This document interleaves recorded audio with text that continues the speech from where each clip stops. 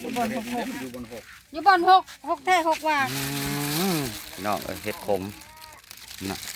พูนทงยาง โอ้ เนี่ย พูดทุกอย่าง ปลาของไผ่ทองยางอะนะฮะ ใหญ่หอมเลย ตั้งอลิอลอเนาะว้าตัว ใหญ่ด้าตัวนี้ เขาไม่ใหญ่ดา ของอีเอ๋จะเบิ่งมันออกมาอีกค่ะเต็มทุกอย่าง เจ้านายจังไปเย็นไหมเชียว ไปบุกไปเนี่ยค่ะไปเห็นหกหกหกคนเขา มาลกกาเขาพากันหาเห็ดอีกได้อีกพี่น้องเลยเห็ดหวายเบิ่งกว่า แต่ว่าเฮาสิเลาะพุ่นละ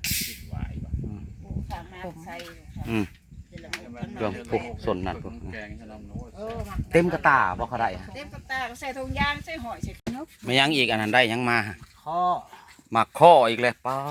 ดโตสุกแล้วเฮ้ย เจียวชั่วเจียวหวาน บ่ได้ ปลาอีหยังไม่นางชื่อ วันนี้แหล้วตัวเจ้าขลำกับข่อยหั่นแหละ ดี กินเป็นอย่างเราสิบกิน อันนี้มากิน ผักพวกเห็นผักพวกเห็นงูสิงพี่น้องอยู่ไสเชียว กูก็ยังแง่บ่เห็นจะเสบ่เห็นใช่